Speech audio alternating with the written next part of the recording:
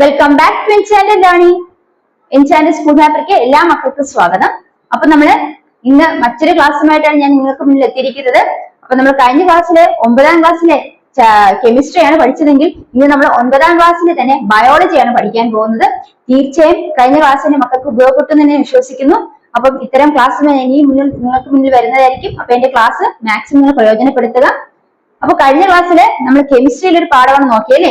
എല്ലാ മക്കളും അത് കറക്റ്റ് ആയിട്ട് പഠിച്ചോ? എല്ലാം മനസ്സിലായോ? എന്തെങ്കിലും സംശയമുണ്ടോ? ഉണ്ടെങ്കിൽ തീർച്ചയായും കമന്റ് ബോക്സിൽ കമന്റ് ചെയ്യാം. ഞാൻ നിങ്ങൾക്ക് അതിന് റിപ്ലൈ തരുന്നതായിരിക്കും. അപ്പൊ നമ്മള് ഇന്ന് പഠിക്കാൻ പോകുന്നത് എന്താണ്? 9ാം ക്ലാസ്സിൽ തന്നെ കെമിസ്ട്രിയാണ് നമ്മൾ കഴിഞ്ഞ ക്ലാസ്സിൽ പഠിച്ചതെങ്കിൽ ഇന്ന് നമ്മൾ പഠിക്കാൻ പോകുന്ന 9ാം ക്ലാസ്സിലെ ബയോളജിയാണ്. അപ്പൊ വേഗം തന്നെ മക്കളെ പഠിക്കാൻ റെഡി ആയിക്കേ.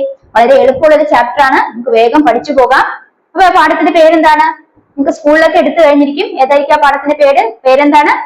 ടു ലൈഫ് പ്രോസസ് അല്ലെ? ഒന്നാമത്തെ പാഠം ഏതാണ്? ടു ലൈഫ് പ്രോസസ് അല്ലെങ്കിൽ ജീവൽ പ്രക്രിയകളിലേക്ക്. അപ്പൊ ജീവൽ പ്രക്രിയകളിലേക്ക് എന്തൊക്കെ സംവിധാനങ്ങളാണ് ശരീരത്തിൽ, അല്ലെങ്കിൽ ജീവൽ പ്രക്രിയകൾ എങ്ങനെയാണ് നടക്കുന്നതെന്നാണ് ഈ പാഠഭാഗത്ത് നമുക്ക് മനസ്സിലാക്കാൻ പോകുന്നത്.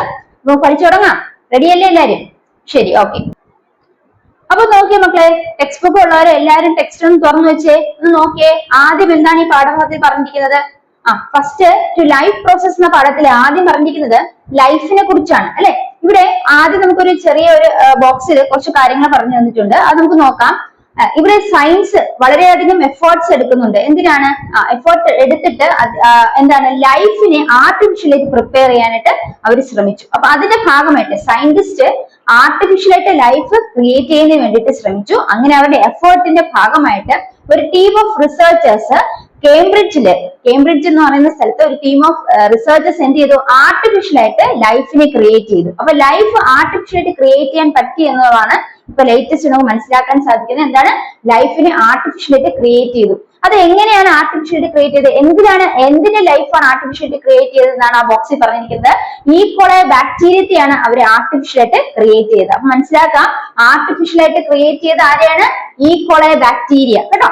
ഈക്കോളെ ബാക്ടീരിയത്തിനെയാണ് ആർട്ടിഫിഷ്യലായിട്ട് ക്രിയേറ്റ് ചെയ്തത്. ആ ഈക്കോളെ ബാക്ടീരിയ എവിടെയൊക്കെയാണ് കാണപ്പെടുന്നത്? ഇൻഡസ്ട്രിയിലും സോയിലിലും കാണപ്പെടുന്ന ഈക്കോളെ ബാക്ടീരിയയാണ് ആർട്ടിഫിഷ്യലായിട്ട് ക്രിയേറ്റ് ചെയ്തത്. അപ്പൊ ലൈഫിനെ ആർട്ടിഫിഷ്യലായിട്ട് ക്രിയേറ്റ് ചെയ്തു എന്നാണ് ആദ്യം മനസ്സിലാക്കിയത്. അവിടെ എന്താണ് മനസ്സിലാക്കിയത്? ഈക്കോളെ ബാക്ടീരിയത്തിനെയാണ് ആർട്ടിഫിഷ്യലായിട്ട് ക്രിയേറ്റ് ചെയ്ത ഈക്കോളെ ബാക്ടീരിയ എവിടെയൊക്കെയാണ് കാണപ്പെടുന്നത്?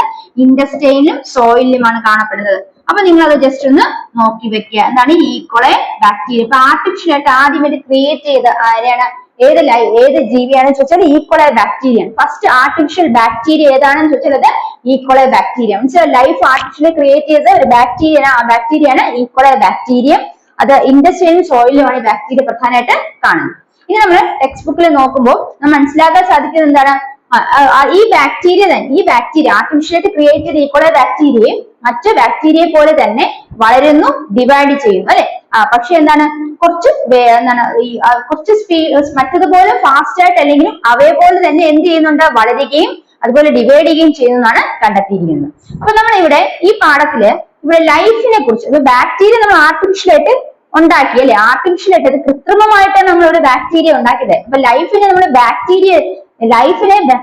എന്താണ് ആർട്ടിഫിഷ്യലി പ്രിപ്പയർ ചെയ്ത ഒരു ബാക്ടീരിയ ഉണ്ടാക്കി. അത് ബാക്ടീരിയ ലാബിലാണ് ഉണ്ടാക്കപ്പെട്ടത്. അപ്പൊ അത്തരത്തിൽ ലൈഫിനെ ആർട്ടിഫിഷ്യലി പ്രിപ്പയർ ചെയ്യാൻ സാധിച്ചു, അല്ലെങ്കിൽ ക്രിയേറ്റ് ചെയ്യാൻ സാധിച്ചു എന്നുള്ളതാണ് ഇവിടെ പ്രധാനമായിട്ട് മനസ്സിലാക്കേണ്ടത്. അപ്പൊ ഇവിടെ നമുക്ക് മനസ്സിലാക്കേണ്ട കാര്യങ്ങൾ എന്തൊക്കെയാണ്? ലൈഫ് എന്ന് പറയുന്നത്, അല്ലെങ്കിൽ ജീവൻ എന്ന് പറയുന്നത്, ഒരു വസ്തുവിന് ജീവനുണ്ട് നമ്മൾ മനസ്സിലാക്കുന്നത് എങ്ങനെയാണ്? ഉദാഹരണത്തിന് ഒരു ചെടി എടുക്കുകയാണെങ്കിൽ ആ ചെടിക്ക് ജീവനുണ്ട് എന്ന് നമ്മൾ എങ്ങനെയാണ് മനസ്സിലാക്കാൻ സാധിക്കുന്നത്? ആ ചെടി വളരുന്നു അല്ലെ? നമ്മളൊരു കൈ കൊണ്ട് നട്ടാൽ ആ കൈ എന്ത് ചെയ്യുന്നു? വളർന്ന് വലുതാവുന്ന ഒരു ചെടിയായി മാറുന്നു, ചെടി ഒരു മരമായി മാറുന്നു. അപ്പൊ അവിടെ ഗ്രോത്ത് നടക്കുന്നു. അപ്പൊ ആ ഗ്രോത്തിലൂടെ നമുക്ക് മനസ്സിലാക്കാൻ സാധിക്കുന്നു അതിന് ലൈഫ് ഉണ്ടെന്ന് അല്ലെ, അതിന് ജീവനുള്ളത് മനസ്സിലാക്കാൻ സാധിക്കുന്നു. ഇനി ഉദാഹരണത്തിന് ഇനി ആനിമൽസിന് എടുക്കുകയാണെങ്കിൽ, മനുഷ്യൻ ഉൾപ്പെടെ എല്ലാ ജീവജാലങ്ങളും എടുക്കുകയാണെങ്കിൽ അവയിൽ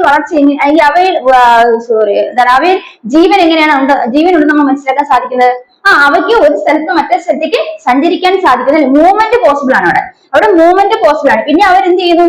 ജീവിക്കുന്നതിന് വേണ്ടിയിട്ട്, അല്ലെങ്കിൽ അത് എന്താണ്, ശ്വസിക്കുന്നു അല്ലെ, റെസ്പയർ ചെയ്യുന്നു. അപ്പൊ റെസ്പിറേഷൻ അവിടെ വരുന്നതാണ്. പിന്നെ എന്താണ്? വളരുന്നു അല്ലെ, ഗ്രോത്ത് ഉണ്ടാകുന്നു. ഗ്രോത്ത് ഉണ്ടായിട്ട് എന്താണ്, അവ മറ്റുള്ള അവയുടെ പിന്നീടുള്ള കുട്ടികളെയൊക്കെ ഉത്പാദിപ്പിക്കുന്ന റീപ്രൊഡക്ഷൻ നടക്കുന്നു. അപ്പൊ റീപ്രൊഡക്ഷൻ ഇതെല്ലാം എന്തിന്റെ സയൻസ് ആണ്? ലൈഫിന്റെ അടയാളങ്ങളാണ്. അപ്പൊ ജീവനുണ്ട് എന്നതിന് അടയാളങ്ങൾ എന്ന് പറയുന്നത് എന്തൊക്കെയാണ്? Movement, response, respiration, growth and reproduction. ഇതൊക്കെ ഇതിനും കൂടി പല കാര്യങ്ങളുണ്ട്. അതെല്ലാം ലൈഫിന്റെ സയൻസ് ആണ്. അപ്പൊ ലൈഫിന്റെ സയൻസ് അല്ലെങ്കിൽ അടയാളങ്ങൾ എന്ന് പറയുന്നത് ജീവനുണ്ട് എന്ന ലക്ഷണങ്ങൾ അല്ലെങ്കിൽ അടയാളങ്ങൾ എന്തൊക്കെയാണ്? മൂവ്മെന്റ്, അതായത് സഞ്ചരിക്കാൻ സാധിക്കാൻ, അനങ്ങാൻ സാധിക്കുന്നു, നീങ്ങാൻ സാധിക്കുന്നു, പിന്നെ റെസ്പോണ്ട് ചെയ്യുന്നു അല്ലെ. ഉദാഹരണത്തിന് ചെടികള് സൂര്യപ്രകാശത്തിന് അഭിമുഖമായിട്ടാണ് വളരുന്നത് അല്ലെ. അപ്പൊ എന്താണ്? സൺലൈറ്റോട് റെസ്പോണ്ട് ചെയ്ത് വളരുന്നു. സൂര്യപ്രകാശം എവിടെയുണ്ടോ അങ്ങോട്ടേക്ക് വളരുന്നു. അപ്പൊ അവിടെ റെസ്പോൺസ് ഉണ്ട്. പിന്നെ അതുപോലെ എന്താണ്? റെസ്പയർ ചെയ്യുന്നു, റെസ്പിറേഷൻ, ശ്വസിക്കുന്നു, പിന്നെ ഗ്രോത്ത്, വളർച്ച, പിന്നെ റീപ്രൊഡക്ഷൻ. ഇതെല്ലാം എന്താണ്? ലൈഫിന്റെ അടയാളങ്ങളാണ്. What are the science of life എന്ന് ചോദിച്ചാൽ ഏതൊക്കെയാണ്? Movement, growth, respiration, response and reproduction etcetera are the science of life. കിട്ടിയോ മക്കളെ? കിട്ടിയോ? ഇത്രയാണ് ആദ്യം മനസ്സിലാക്കേണ്ടത്. നിങ്ങൾ പഠിച്ചെന്താണ്? Cell is the basic structural function unit of life അല്ലെ. ഒരു ലൈഫിന്റെ അടിസ്ഥാന ഘടകം എങ്ങനെയാണ്? എന്താണ്? സ്ട്രക്ചർ ആയിട്ടും ഫംഗ്ഷൻ ആയിട്ടും ഉള്ള യൂണിറ്റ് ഓഫ് ലൈഫ് എന്ന് പറയുന്നത് ഏതാണ്? സെല്ലാണ്. അപ്പൊ സെൽ എന്ന് പറയുന്നത് ഘടനാപരവും ജീവധർമ്മപരവുമായ അടിസ്ഥാന ഘടകമാണ് അല്ലെ. അപ്പൊ എന്താണ് cell? It's A structure and function unit of life. ജീവന്റെ ഘടനാപരവും എന്താണ് അതുപോലെ തന്നെ അടിസ്ഥാനപരമായിട്ടുള്ള ഘടകം ഏതാണെന്ന് ചോദിച്ചാൽ ഏതാണ്? അത് സെല്ലാണ്. മനസ്സിലാക്കി. ഇനി നോക്കാം, ഈ സെല്ലിനുള്ളില് ധാരാളം കെമിക്കൽ റിയാക്ഷൻസ് നടക്കുന്നു, രാസപ്രവർത്തനങ്ങൾ നടക്കുന്നു. എന്തിനാണ്? ലൈഫ് എക്സിസ്റ്റൻസ് വേണ്ടി. ഇപ്പൊ ലൈഫ് എക്സിസ്റ്റ് ചെയ്യുന്നതിന് വേണ്ടി, ജീവൻ നിലനിൽക്കുന്നതിന് വേണ്ടിയിട്ട് ഈ സെല്ലിനുള്ളില് എന്ത് നടക്കുന്നുണ്ട്? ധാരാളം കെമിക്കൽ റിയാക്ഷൻസ് നടക്കുന്നുണ്ട്. അപ്പൊ മനസ്സിലാക്കി എന്താണ്?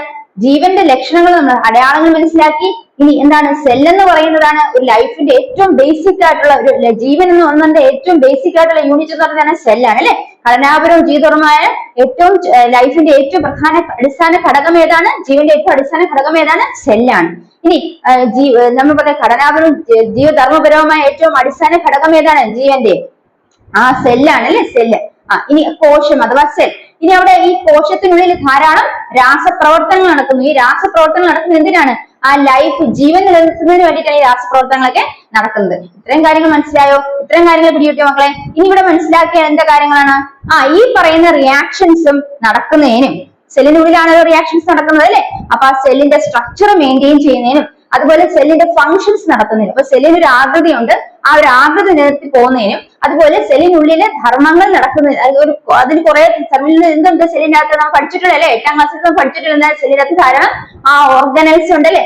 സെല്ലിന് കോശാംഗങ്ങളുണ്ട്. അപ്പൊ സെൽ ഓർഗനൽസിന് ധാരാളം ഫങ്ഷൻസ് ഉണ്ട്. ഈ ഫങ്ഷൻസ് ഒക്കെ നടത്തുന്നതിനും അതുപോലെ സെല്ലിന്റെ ആകൃതി നിലനിർത്തുന്നതിനും, സെൽ സ്ട്രക്ചർ മെയിൻറ്റെയിൻ ചെയ്യുന്നതിനും ധാരാളം മോളിക്യൂൾസ് ആവശ്യമുണ്ട്. ഈ മോളിക്യൂൾസ് എങ്ങനെയാണ് ഉണ്ടാകുന്നത് മനസ്സിലായോ? ഈ മോളിക്യൂൾസ് നമ്മൾ മോളിക്യൂൾസ് കെമിസ്ട്രി പഠിച്ചെന്താ? മോളിക്യൂൾസ് എന്ന് പറയുന്ന സബ്സ്റ്റൻസിന്റെ എല്ലാ സ്വഭാവങ്ങളും കാണിക്കുന്ന പാർട്ടിക്കിൾസിനെയാണ് മോളിക്യൂൾസ് അല്ലേ. അപ്പൊ ഇവിടെ പറയാം, ഇവിടെ മോളിക്യൂൾസ് ഫോം ചെയ്യുന്നത് എങ്ങനെയാണ്? ധാരാളം ആറ്റംസ് ചേർന്നാണ് നമ്മൾ പഠിച്ചു അല്ലെ. അവിടെ ആറ്റംസ് അല്ലെങ്കിൽ ഈ പറയുന്ന കുറെ എലമെന്റ്സുകൾ ചേർന്നാണ് എന്തുണ്ടാകുന്നത്? മോളിക്യൂൾസ് ഉണ്ടാകുന്നത്. അപ്പൊ ഇവിടെ മോളിക്യൂൾസ് ഉണ്ടാകുന്നത് ധാരാളം എലമെന്റ്സ് കമ്പൈൻ ചെയ്താണ്. ഈ എലമെന്റ്സുകൾ എന്ന് പറയുന്നത് carbon, hydrogen, oxygen, nitrogen, phosphorus and calcium. ഏതൊക്കെയാണ് എലമെന്റ്സ്? മോളിക്യൂൾസ് ഫോം ചെയ്ത എലമെന്റ്സ് ഏതൊക്കെയാണ്? Carbon, hydrogen, nitrogen, oxygen, phosphorus. ഏതൊക്കെയാണ്? Carbon, hydrogen, oxygen, nitrogen, phosphorus and calcium. ഈ എലമെന്റ്സുകൾ ചേർന്നാണ് എന്തുണ്ടാകുന്നത്? മോളിക്യൂൾസ് ഉണ്ടാകുന്നത്. നമ്മൾ പറഞ്ഞു സെല്ലിന്റെ സ്ട്രക്ചറും അതുപോലെ ഫംഗ്ഷനും മെയിൻറ്റെയിൻ ചെയ്യുന്നുണ്ട്. അപ്പൊ സെല്ലിന്റെ ആകൃതിയും അതുപോലെ ധർമ്മങ്ങൾ നിർവഹിക്കുന്നതിന് വേണ്ടിയിട്ട് സെല്ലിനുള്ളിൽ എന്ത് കാണപ്പെടുന്നു? ധാരാളം മോളിക്യൂൾസ്, തന്മാത്രകൾ കാണപ്പെടുന്നു. ഈ തന്മാത്രകൾ എങ്ങനെയാണ് ഉണ്ടാകുന്നത്? These molecules are formed by various elements, various combination of elements. അതായത് ഈ എലമെന്റ്സുകൾ കമ്പൈൻ ചെയ്താണ് സെല്ലിന്റെ ആവശ്യമായിട്ടുള്ള സ്ട്രക്ചറും ഫംഗ്ഷനും കൊടുക്കുന്ന മോളിക്യൂൾസ് ഉണ്ടാകുന്നത്. മനസ്സിലായോ? സെല്ലിന്റെ ആകൃതിയും അതുപോലെ ധർമ്മവും നിലനിർത്തുന്നതിന് ആവശ്യമായിട്ടുള്ള തന്മാത്രകൾ ഉണ്ടാകുന്നത് ഈ മോളിക്യൂൾസ് ഈ എലമെന്റ്സ് കമ്പൈൻ ചെയ്താണ്, യോജിച്ചാണ്. ഏതൊക്കെ എലമെന്റ്സ് ആണ് മനസ്സിലായി? Carbon, hydrogen, nitrogen, oxygen, phosphorus and calcium മുതലായ എലമെന്റ്സുകൾ കമ്പൈൻ ചെയ്താണ് എന്തുണ്ടാകുന്നത്? മോളിക്യൂൾസ് ഉണ്ടാകുന്നത്, അല്ലെങ്കിൽ തന്മാത്രകൾ ഉണ്ടാകുന്നത്. ആ തന്മാത്രകൾ സെല്ലിന്റെ ആകൃതിയും അതുപോലെ ഫംഗ്ഷനും ധർമ്മവും നിർവഹിക്കുന്നു. മനസ്സിലായോ? ഇത്രയും കാര്യങ്ങൾ മനസ്സിലായോ? അപ്പൊ ഇത്രയും കാര്യങ്ങൾ പിടികിട്ടിയോ? നമ്മൾ എന്തൊക്കെ പഠിച്ചു ഇവിടെ? ലൈഫിന്റെ സയൻസ് അല്ലെ, ജീവന്റെ ലക്ഷണങ്ങൾ അല്ലെങ്കിൽ ജീവന്റെ അടയാളങ്ങൾ എന്ന് പറയുന്നത് എന്തിലൂടെയൊക്കെ നമുക്ക് മനസ്സിലാക്കാൻ സാധിച്ചു പഠിച്ചു. പിന്നെ പഠിച്ചു എന്താണ് സെൽ എന്ന് പറയുന്നത് എന്താണെന്ന് മനസ്സിലാക്കിയ നമ്മൾ കൊച്ചു ക്ലാസ്സിൽ പഠിച്ചിട്ട് വരികയാണ്. Cell is structural function unit of life അല്ലെ. ഇനി പഠിച്ചത് എന്താണ് സെല്ലിനുള്ളിൽ ധാരാളം കെമിക്കൽ റിയാക്ഷൻസ് നടക്കുന്നുണ്ട്. അപ്പൊ കെമിക്കൽ റിയാക്ഷൻസ് നടക്കുന്ന എന്തിനു വേണ്ടിയിട്ടാണ്? For the existence of life. Life ഉണ്ടാവണമെങ്കിൽ അവിടെ ധാരാളം കെമിക്കൽ റിയാക്ഷൻസ് നടക്കണം. ഇനി ഈ സെല്ലിന്റെ സ്ട്രക്ചറും ഫംഗ്ഷനും മെയിൻറ്റെയിൻ ചെയ്യണമെങ്കിൽ അതിന് എന്ത് ആവശ്യമുണ്ട്? ഈ മോളിക്യൂൾസ് ആവശ്യമുണ്ട്. ധാരാളം മോളിക്യൂൾസ് എന്തിനാവശ്യമുണ്ട്? സെൽ സ്ട്രക്ചറും ഫംഗ്ഷനും ആവശ്യമുണ്ട്. അപ്പൊ ആ മോളിക്യൂൾസ് ഉണ്ടാകുന്നത് എങ്ങനെയാണ്? ധാരാളം എലമെന്റ്സുകൾ കമ്പൈൻ ചെയ്താണ് ഈ മോളിക്യൂൾസ് ഉണ്ടാകുന്നത്. ആ എലമെന്റ്സുകൾ എന്ന് പറയുന്നത് ഏതൊക്കെയാണ് മക്കളെ? പറഞ്ഞേ carbon, hydrogen, oxygen, nitrogen, phosphorus and calcium. ഇത്രയും കാര്യങ്ങൾ ക്ലിയർ ആയോ? ഇത്രയും കാര്യങ്ങൾ മനസ്സിലായോ? അപ്പൊ ഇത്രയുമാണ് നമ്മൾ മനസ്സിലാക്കിയത്. അടുത്ത് നോക്കാം ഇനി പഠിക്കാൻ പോകുന്നത്. അപ്പൊ എന്താ നമ്മൾ മനസ്സിലാക്കിയത്? ജീവൽ പ്രക്രിയകൾക്ക് കൃത്രിമമായി നിർമ്മിച്ച ആദ്യത്തെ ബാക്ടീരിയ ഏതാണ്? അതാണ് കൃത്രിമ ബാക്ടീരിയ ഏതാണ്? ഈക്കോളെ ബാക്ടീരിയ അല്ലെ. ഈക്കോളെ ബാക്ടീരിയം ഒരു സംഘം ഗവേഷകർ കേംബ്രിഡ്ജില് കൃത്രിമ ഉത്പാദിപ്പിച്ച ഒരു ബാക്ടീരിയയാണ്. ഇനി അവർക്ക് സാവധാനത്തിലാണെങ്കിലും വളരാനും വിഭജിക്കാനും കൃത്രിമ ബാക്ടീരിയക്ക് സാധിക്കുന്നവർ കണ്ടെത്തി. ഇനി നമ്മൾ മനസ്സിലാക്കിയത് എന്താണ്? ആ ജീവന്റെ അടിസ്ഥാന ലക്ഷണങ്ങൾ, ജീവന്റെ ലക്ഷണങ്ങൾ എന്തൊക്കെയാണ് മനസ്സിലാക്കി? ചലനം, പ്രതികരണം, ശ്വസനം, വളർച്ച, പ്രത്യുൽപാദനം തുടങ്ങിയാണ് ജീവലക്ഷണങ്ങൾ മനസ്സിലാക്കി. ഇനി ജീവന്റെ ഘടനാപരവും ജീവധർമ്മവുമായ അടിസ്ഥാന ഘടകം ഏതാണ്? കോശമാണ് മനസ്സിലാക്കി അല്ലെ. ഇനി കോശത്തിൽ ജീവന്റെ നിലനിൽപ്പിന് ആവശ്യമായിട്ട് എന്ത് നടക്കണം? രാസപ്രവർത്തനം നടക്കണം മനസ്സിലാക്കി. ഈ കോശത്തിന്റെ ഘടനയ്ക്കും അതുപോലെ അതിനുള്ളിൽ നടക്കുന്ന പ്രവർത്തനങ്ങൾക്കും എന്തിന്റെ ആവശ്യകതയുണ്ട്? ധാരാളം തന്മാത്രകളുടെ ആവശ്യകതയുണ്ട്. ഈ തന്മാത്രകൾ എങ്ങനെയാണ് ഉണ്ടാകുന്നത്? അനേകം മൂലകങ്ങൾ ചേർന്നാണ് ഈ തന്മാത്രകൾ ഉണ്ടാകുന്നത്. ഏതൊക്കെയാണ് മൂലകങ്ങൾ? പറഞ്ഞേ. Carbon, hydrogen, oxygen, nitrogen, phosphorus, calcium. ഈ മൂലകങ്ങൾ ചേർന്നാണ് ഈ തന്മാത്രകൾ ഉണ്ടാകുന്നത്. ഈ തന്മാത്രകളുടെ സഹായത്തോടുകൂടിയാണ് കോശങ്ങളിൽ കോശത്തിന്റെ ആകൃതിയും അതുപോലെ കോശത്തിനുള്ളിൽ പ്രവർത്തനങ്ങൾ നടക്കുന്നത്. ഇത്രയും കാര്യങ്ങൾ കിട്ടിയോ? മനസ്സിലായി? അപ്പൊ അടുത്ത പോർഷനോട്ട് പോകാം. ഇവിടെ നമ്മൾ ഇനി അടുത്ത പഠിക്കാൻ പോകുന്നത് നമ്മൾ പഠിച്ചു ഈ മോളിക്യൂൾസ് അല്ലെ. മോളിക്യൂൾസ് എന്തിനു വേണം? സെൽ സ്ട്രക്ചറിനും സെൽ ഫംഗ്ഷനും എന്ത് ആവശ്യമുണ്ട്? Molecules are required. ഈ molecules are formed by various elements. Which are those elements? Calcium, hydrogen, oxygen, nitrogen, phosphorus calcium, carbon, hydrogen, nitrogen, calcium, oxygen, phosphorus അല്ലെ. ഇത്രയും എലമെന്റ്സുകൾ വേണമെന്ന് മനസ്സിലാക്കി. ഏതൊക്കെയാണ്? Carbon, hydrogen, oxygen, nitrogen, phosphorus and calcium. Clear ആയ മക്കളെ?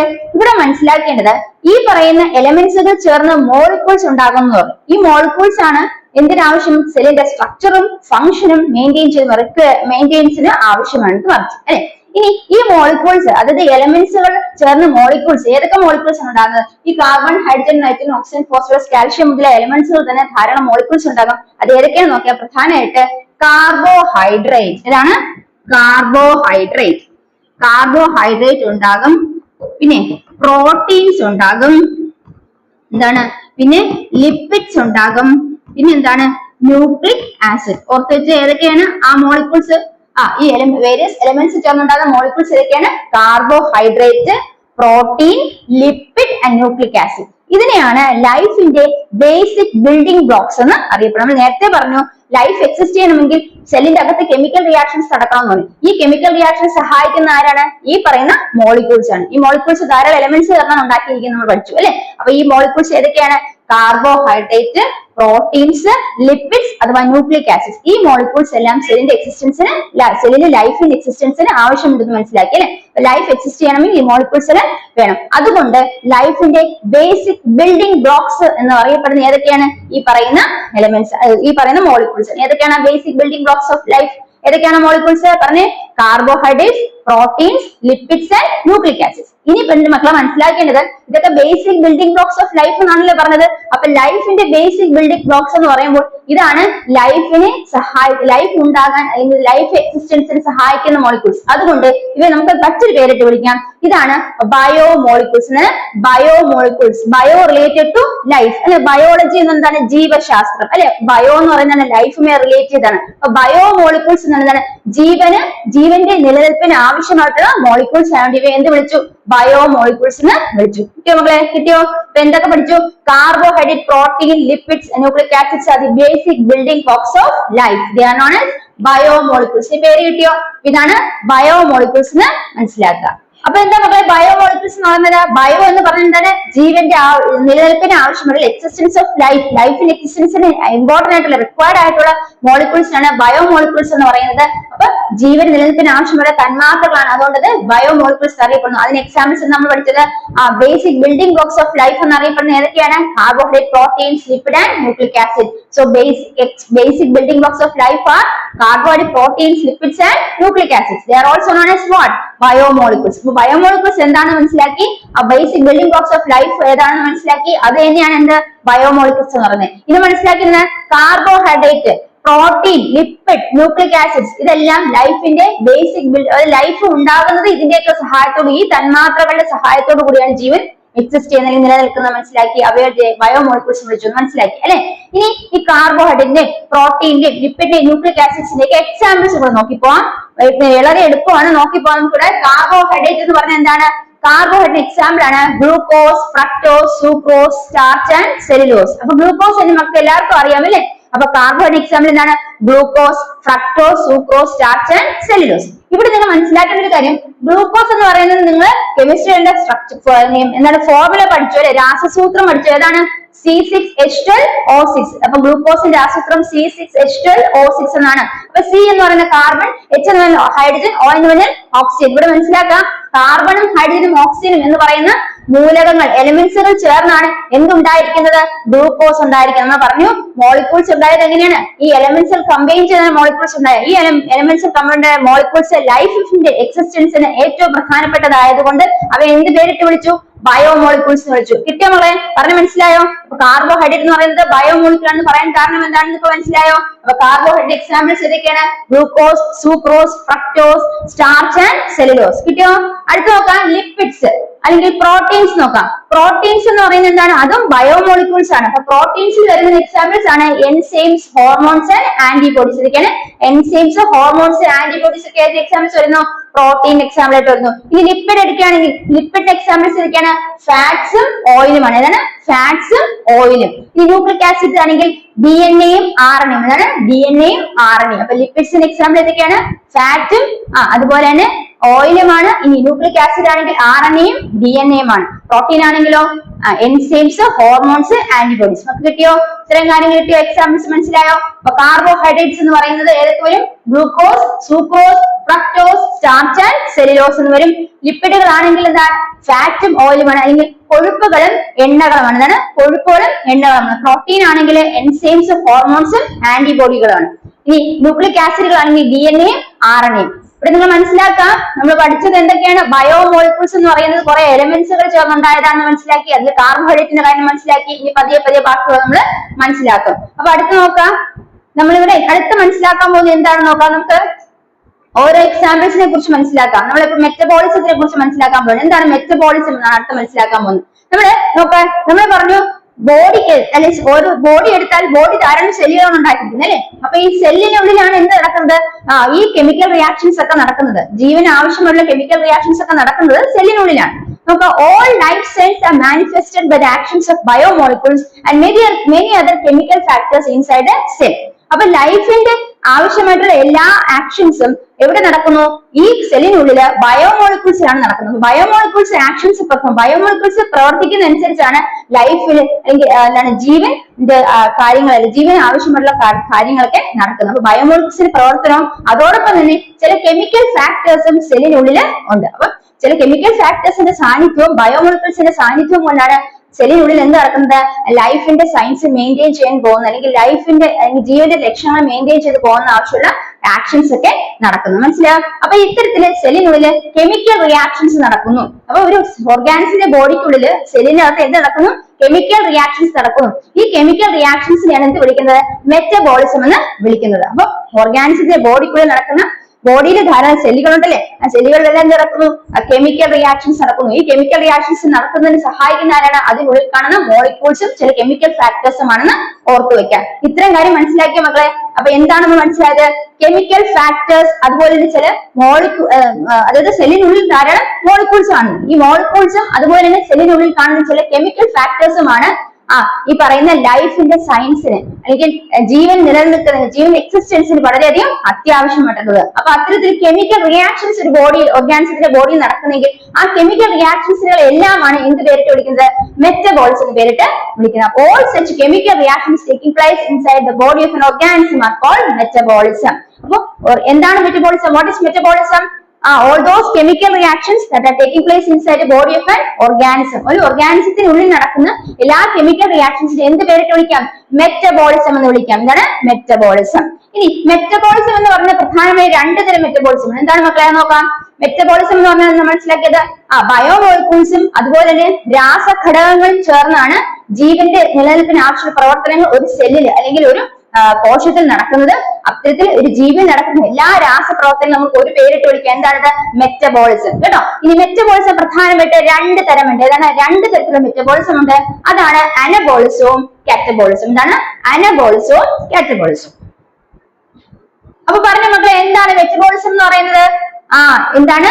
all chemical reactions taking place inside an organism. അല്ലെ? all chemical reactions together taking place inside an organism. ഒരു ഓർഗാനിസത്തിന്റെ ഉള്ളിൽ നടക്കുന്ന എല്ലാ കെമിക്കൽ റിയാക്ഷൻസിനെ മൊത്തത്തിൽ എന്ത് പേരിട്ട് വിളിക്കുന്നു? മെറ്റബോളിസം എന്ന് വിളിക്കുന്നു. അല്ലെ? all chemical reactions together taking place in an organism are called metabolism. ഈ മെറ്റബോളിസം പ്രധാന രണ്ട് തരത്തിലുണ്ട്, അനബോളിസവും കാറ്റബോളിസവും. എന്താണ് അനബോളിസം എന്ന് പറയുന്നത്? അനബോളിസം എന്ന് നമുക്ക് ഉദാഹരണത്തിന് പറയാം, ഫോട്ടോസിന്തസിസ് എന്ന പ്രവർത്തനം. ഫോട്ടോസിന്തസിസ് എന്ന പ്രക്രിയ അവിടെ നടക്കുന്ന എന്താണ്? പ്ലാന്റ്സ് അവിടെ എന്ത് ഉത്പാദിപ്പിക്കുന്നു? ഗ്ലൂക്കോസ് ഉത്പാദിപ്പിക്കുന്നു. എങ്ങനെയാണ് ഗ്ലൂക്കോസ് ഉത്പാദിപ്പിക്കുന്നത്?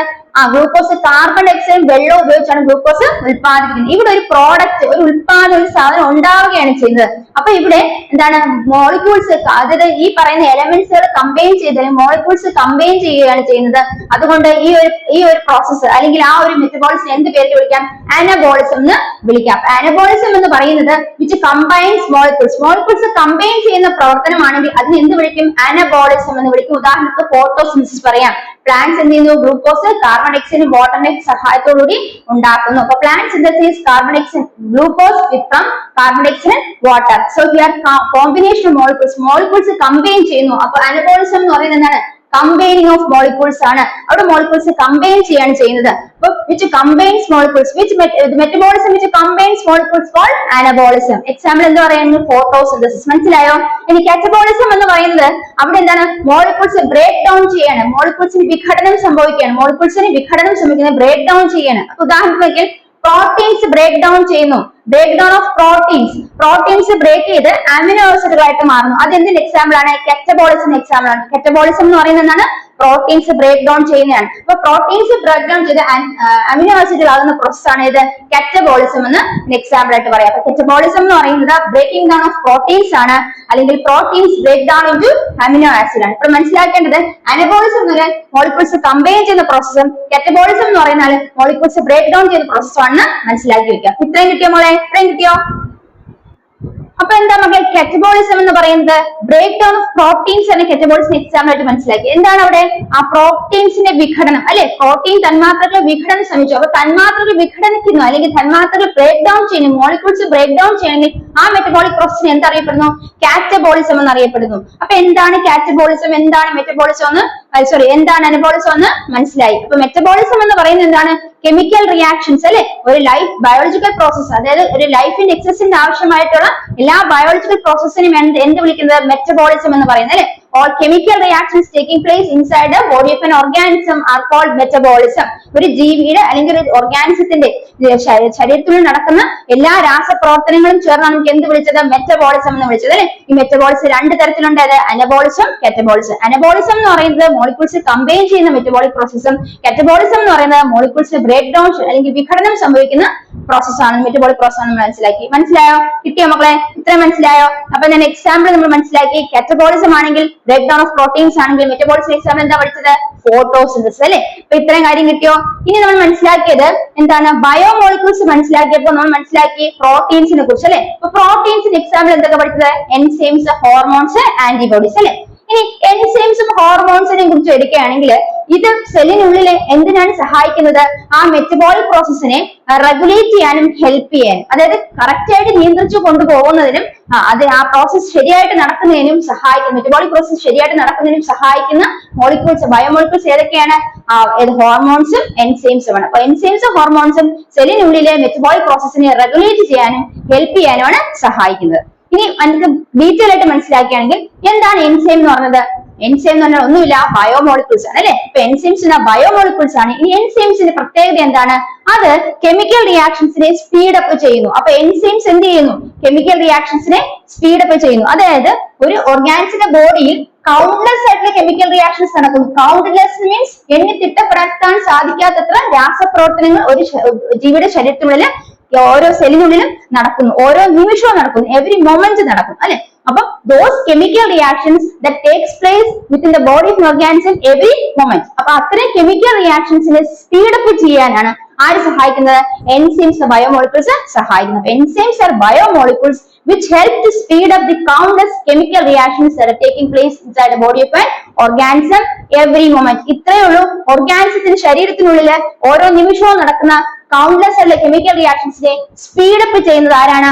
ആ ബയോമോളിക്യൂൾസിനെ എന്ത് പേരിൽ അറിയപ്പെടുന്നു? എൻസൈംസ് എന്ന് അറിയപ്പെടുന്നു. അപ്പൊ എന്താണ് enzymes? Enzymes are molecules which help to speed up the countless chemical reactions that take place in an organism every moment. കിട്ടിയോ? ഇനി മനസ്സിലാക്കേണ്ടത് എല്ലാ എൻസൈംസും എന്തിന് എക്സാമ്പിൾസ് ആ? പ്രോട്ടീൻസ് എക്സാമ്പിൾസ് എൻസൈംസ് അല്ലെ. അപ്പൊ എല്ലാ എൻസൈംസും എന്ത് തന്നെയാണ്? പ്രോട്ടീൻസ് ആണ്. ഇനി രണ്ട് എൻസൈമുകൾ നമ്മൾ പ്രത്യേകം മനസ്സിലാക്കുക. ടെക്സ്റ്റ് ബുക്കിൽ പറഞ്ഞിരിക്കുന്നത് നിങ്ങൾ ഓർത്തു വെക്കാം. ഇനി നോക്കാം, എൻസൈംസ് എന്ന് പറയുന്നത് most of the enzymes are proteins അല്ലെ. എൻസൈംസ് എന്ന് പറയുന്നത് എന്താണ്? പ്രോട്ടീൻസ് തന്നെയാണ്. ഇനി ഞാൻ എക്സാമ്പിൾ എന്ന് പഠിച്ചു എന്താണ്? സലൈവയിലെ സലൈവറി അമിലേസ് എന്ന് പറയുന്നത് ഒരു എൻസൈമിന് എക്സാമ്പിൾ ആണ്. അതുപോലെ തന്നെ ഗ്യാസ്ട്രിക് ജ്യൂസ്, ആമാശയ രസത്തിലെ പെപ്സിൻ എന്ന് പറയുന്നത് ഒരു എൻസൈം ആണ് അല്ലെ. അപ്പൊ ഗ്യാസ്ട്രിക് ജ്യൂസിൽ കാണുന്ന എൻസൈം ഏതാണ്? പെപ്സിൻ. അതുപോലെ തന്നെ സലൈവറി അമിലേസിൽ കാണുന്ന എൻസൈം ഏതാണ്? സലൈവിൽ കാണുന്ന എൻസൈം ഏതാണ്? Salivary amylase. അപ്പൊ എന്താണ് എൻസൈംസ് എന്ന് പറയുന്നത്? നമ്മൾ മനസ്സിലാക്കി chemical molecules ആണല്ലേ which helps to speed up the chemical reactions, countless chemical reactions in an organism every moment. എന്താണ് enzymes എന്ന് പറഞ്ഞേ മക്കളെ? enzymes are molecules that which helps to speed up the chemical reactions. എങ്ങനത്തെ chemical reactions ആണ്? countless ആയിട്ടുള്ള chemical reactions ആണ് that takes place in the organism every moment. ഓരോ നിമിഷവും ഒരു ജീവിയുടെ ശരീരത്തിൽ നടക്കുന്ന എണ്ണി തിട്ടപ്പെടുത്താൻ സാധിക്കാത്ത കെമിക്കൽ റിയാക്ഷൻസിനെ സ്പീഡ് അപ്പ് ചെയ്യാൻ സഹായിക്കുന്ന മോളിക്യൂൾസ് ആണ് എൻസൈംസ് എന്ന് പറഞ്ഞത്. അപ്പൊ എൻസൈംസ് പറഞ്ഞ എന്താണ്? പ്രോട്ടീൻസ് ആണ്. പിന്നെ നമ്മൾ എന്ത് പഠിച്ചു?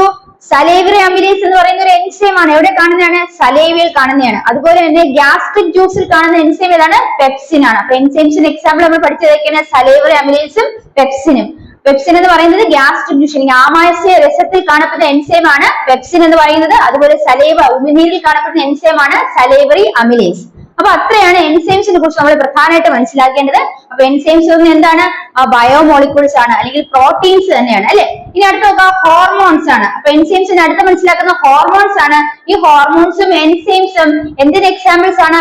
പ്രോട്ടീൻസിന് എക്സാമ്പിൾസ് ആണ് കേട്ടോ. അപ്പൊ ഹോർമോൺസ് എന്ന് പറയുന്നതും എന്താണ്? ഈ കെമിക്കൽ മോളിക്യൂൾസ് ആണ്. ഹോർമോൺസ് എന്ന് പറയുന്നത് എന്താണ്? കെമിക്കൽ മോളിക്യൂൾസ് ആണ്, ബയോമോളിക്യൂൾസ് ആണ് that regulate and coordinate biological process. Biological പ്രോസസ്സിനെ റെഗുലേറ്റ് ചെയ്യുന്നതും അതുപോലെ തന്നെ നിയന്ത്രിച്ച് അല്ലെങ്കിൽ അതുപോലെ ക്രമമായിട്ട് കൊണ്ടുപോകുന്നതിന് സഹായിക്കുന്ന കെമിക്കൽ മോളിക്യൂൾസ് എന്ത് വിളിക്കുന്നത്? ഹോർമോൺസ് എന്ന് പറയുന്നത്. അപ്പൊ ബയോളജിക്കൽ പ്രോസസ്സിനെ റെഗുലേറ്റ് ചെയ്യും കോർഡിനേറ്റ് ചെയ്യുന്ന കെമിക്കൽ മോളിക്യൂൾസിനെ എന്ത് പേരാണ് വിളിക്കുന്നത്? ഹോർമോൺസ് എന്നാണ് വിളിക്കുന്നത് കേട്ടോ.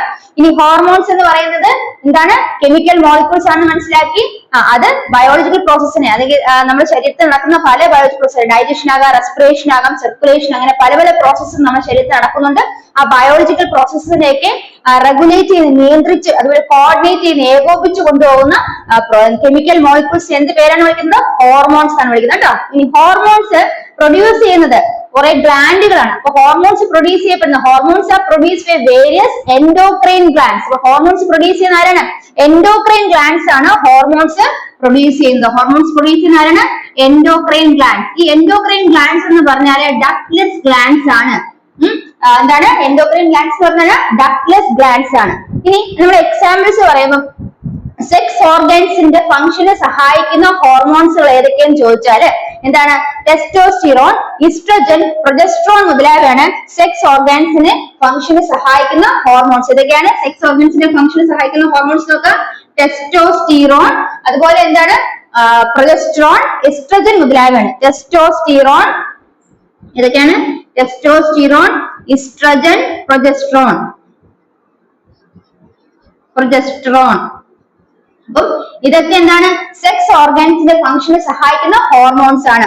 അപ്പൊ ഹോർമോൺസ് എന്ന് പറഞ്ഞാൽ എന്താണ്? മനസ്സിലായോ?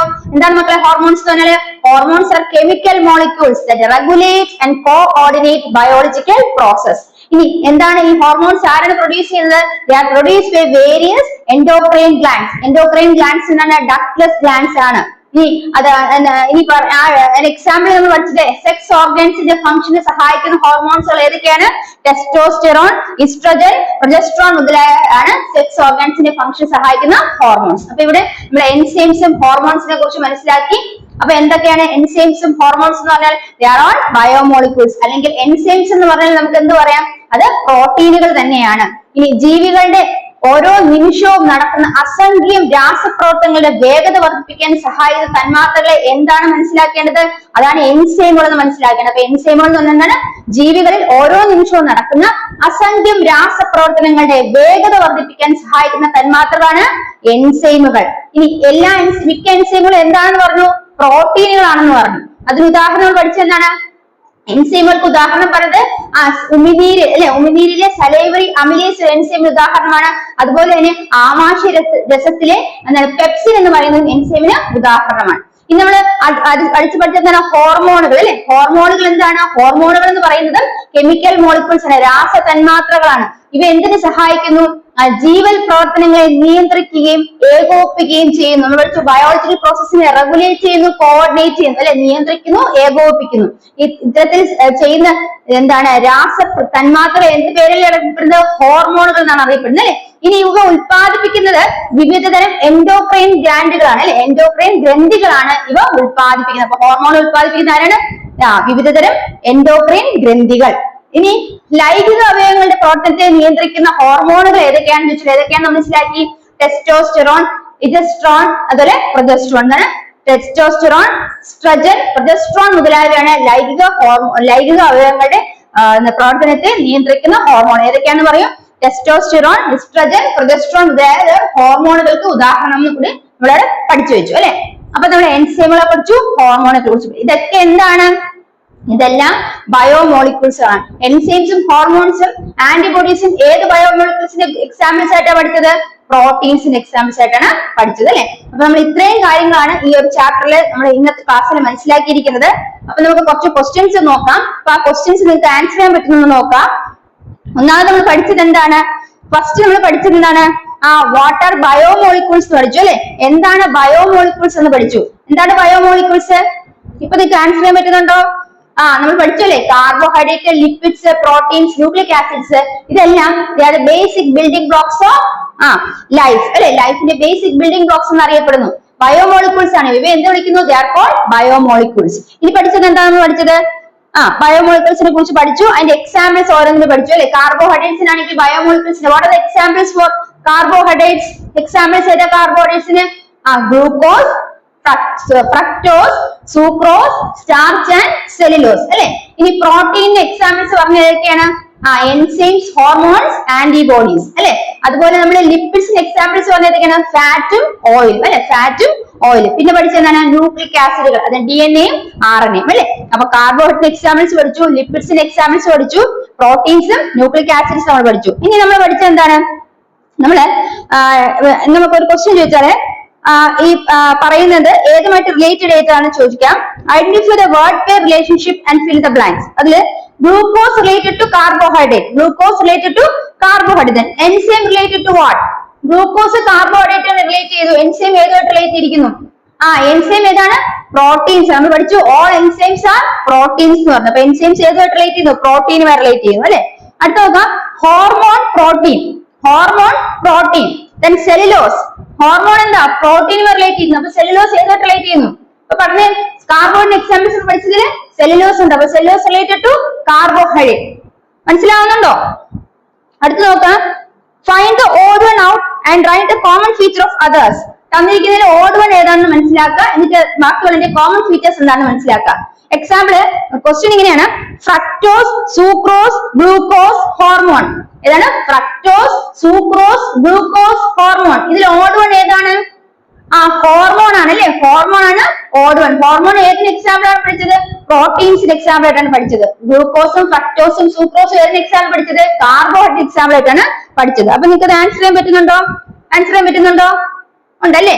അപ്പൊ ഇനി മെറ്റബോളിസം എന്താണെന്ന് നമ്മൾ പഠിച്ചു അല്ലെ? മെറ്റബോളിസം എന്താണെന്ന് പഠിച്ചു. നമ്മള് ഒരു ഓർഗാനിസത്തിന്റെ ബോഡിയിൽ നടക്കുന്ന എല്ലാ കെമിക്കൽ റിയാക്ഷൻസിനെയും എന്താ പറയുന്നത്? മെറ്റബോളിസം എന്നാണ് പറഞ്ഞത് അല്ലെ? ഇനി മെറ്റബോളിസം രണ്ട് ടൈപ്പ് ഉണ്ടെന്ന് ഓർമ്മ. ഏതൊക്കെയാണ്? അനബോളിസവും കാറ്റബോളിസവും. What you mean by anabolism? Anabolism എന്ന് പറഞ്ഞാൽ എന്താണ്? മോളിക്യൂൾസ് കമ്പൈൻ ചെയ്യുന്ന പ്രോസസ്സിനെയാണ് അനബോളിസം എന്ന് പറയുന്നത്. ഇനി കാറ്റബോളിസം എന്ന് പറയുന്നതോ ബ്രേക്ക് ഡൗൺ ഓഫ് മോളിക്യൂൾസ് ആണ് അല്ലെ? മോളിക്യൂൾസ് ബ്രേക്ക് ഡൗൺ ചെയ്ത പ്രോസസ്സാണ് കാറ്റബോളിസം. അതിന് നമ്മൾ എക്സാമ്പിൾ എന്താ പഠിച്ചത്? അനബോളിസം എക്സാമ്പിൾ എന്താണ് പഠിച്ചത്? അതെ, ഫോട്ടോസിന്തസിസ് ആണ് പഠിച്ചത്. ഫോട്ടോസിന്തസിസ്, അവിടെ ഗ്ലൂക്കോസ് സിന്തസൈസ് ചെയ്യുന്നു കാർബൺ ഡൈ ഓക്സൈഡും വാട്ടറിന്റെ സഹായത്തോടു കൂടി അല്ലെ? ഇനി പഠിച്ചത് ബ്രേക്ക് ഡൗൺ ഓഫ് മോളിക്യൂൾസ്. അവിടെ നമ്മൾ കാറ്റബോളിസം എക്സാമ്പിൾ ആയിട്ട് പഠിച്ചത് break down of proteins. Proteins എന്തായിട്ട് ബ്രേക്ക് ഡൗൺ ചെയ്യുന്നു? അമിനോ ആസിഡുകളായിട്ട് ബ്രേക്ക് ഡൗൺ ചെയ്യുന്നു. ഇത്രയാണ് നമ്മളവിടെ പഠിച്ചത്. അതിനുശേഷം നമ്മൾ എന്ത് പഠിച്ചു? എൻസൈംസും ഹോർമോൺസിന്റെയും പ്രത്യേകതകൾ പഠിച്ചു അല്ലെ? എന്താണ് എൻസൈംസ് എന്ന്, എന്താണ് ഹോർമോൺസ് എന്ന് മനസ്സിലാക്കി. എൻസൈംസ് എന്ന് പറഞ്ഞാൽ എന്താണ്? എൻസൈംസ് എന്ന് പറയുന്നത് ബയോമോളിക്യൂൾസ് തന്നെയാണ് അല്ലെ? അത് എന്ത് ചെയ്യുന്നുണ്ട്? കെമിക്കൽ റിയാക്ഷൻസിന്റെ കൗണ്ട്ലെസ് അല്ല കെമിക്കൽ റിയാക്ഷൻസിന്റെ സ്പീഡ് അപ്പ് ചെയ്യുന്നു. എവിടെയാണ് ഈ കൗണ്ട്ലെസ് കെമിക്കൽ റിയാക്ഷൻസ് നടക്കുന്നത്? ഓർഗാനിസത്തിനുള്ളിൽ ഓരോ മൊമെന്റുമാണ് ഈ കൗണ്ട്ലെസ് കെമിക്കൽ റിയാക്ഷൻസ് നടക്കുന്നത്. അങ്ങനെ ഓരോ മൊമെന്റിലും നടക്കുന്ന കൗണ്ട്ലെസ് കെമിക്കൽ റിയാക്ഷനെ സ്പീഡ് അപ്പ് ചെയ്യുക എന്നാണ് ആരുടെ ഡ്യൂട്ടി? എൻസൈംസിന്റെ. So what are enzymes? What is function of enzyme? Enzymes are molecules which help to speed up the countless chemical reactions that take place in organism every moment. Can you give me the examples of enzymes? Enzymes in example അറിയാമോ? ഏതൊക്കെയാണ്? സലൈവയിലെ salivary amylase enzyme example ആണ്. അതുപോലെ നമ്മൾ പഠിച്ച മറ്റൊന്നാണിത് gastric juiceലെ pepsin. ഇനി നമ്മൾ എന്താ പഠിച്ചത്? Hormones. Can anyone say what about do you know about hormones? എന്താ ഹോർമോൺസ് എന്ന് പറഞ്ഞാല്? Hormones also are known as biomolecules അല്ലെങ്കിൽ chemical molecules. What is the function of hormones? എന്താണ് ഹോർമോൺസിന്റെ ധർമ്മം? It regulate and coordinate biological process അല്ലെ? ജീവൽ പ്രവർത്തനങ്ങൾ എന്ത് ചെയ്യുന്നു? നിയന്ത്രിക്കുന്നു, അതുപോലെ ഏകോപിപ്പിക്കുകയും ചെയ്യുന്ന ബയോമോളിക്യൂൾസിനെ എന്ത് പേരിട്ട് വിളിക്കുന്നത്? ഹോർമോൺസ് എന്ന് പറയുന്നത് അല്ലെ? ഇനി ഹോർമോൺസ് ആരാണ് ഉത്പാദിപ്പിക്കുന്നത്? എൻഡോക്രൈൻ ഗ്രന്ഥികളാണ്, അല്ലെങ്കിൽ hormones are produced by various endocrine glands. കിട്ടിയോ മോളെ? കിട്ടിയോ? ഇനി നമ്മൾ പിന്നെ എന്ത് പഠിച്ചു? ഹോർമോൺസിന്റെ എക്സാമ്പിൾസ് പഠിച്ചു അല്ലെ? സെക്സ് ഓർഗൻസിന്റെ ലൈംഗിക അവയവങ്ങളുടെ ധർമ്മങ്ങൾക്ക് സഹായിക്കുന്ന ഹോർമോൺസുകളുടെ പേര് നമ്മൾ നോട്ട് ചെയ്ത്. ഏതൊക്കെയാണ്? Testosterone, oestrogen, progesterone. ഇത്രയും കാര്യങ്ങളാണ് നമ്മൾ ഇന്നത്തെ ക്ലാസ്സിൽ പഠിച്ചത്. ഇത്രയും കാര്യങ്ങൾക്ക് ക്ലിയർ ആയെന്ന് വിശ്വസിക്കുന്നു. അപ്പൊ നമ്മൾ ഈ പോർഷൻസ് റിലേറ്റ് ചെയ്ത ക്വസ്റ്റ്യൻസ് ഡിസ്കസ് ചെയ്തിട്ടുണ്ട്. ക്ലാസ് നിങ്ങൾക്ക് യൂസ്ഫുൾ ആയെന്ന് വിശ്വസിക്കുന്നു. യൂസ്ഫുൾ ആയെങ്കിൽ തീർച്ചയായും ചാനൽ സബ്സ്ക്രൈബ് ചെയ്യുക, ലൈക്ക് ചെയ്യുക, ഷെയർ ചെയ്യുക, കമന്റ് ചെയ്യുക. നമ്മൾ ഇതിന്റെ റിമൈനിങ് പോർഷൻസ് അടുത്ത ക്ലാസ്സിൽ കണ്ടിന്യൂ ചെയ്താണ്. അതുവരെ it's bye from me. Thank you.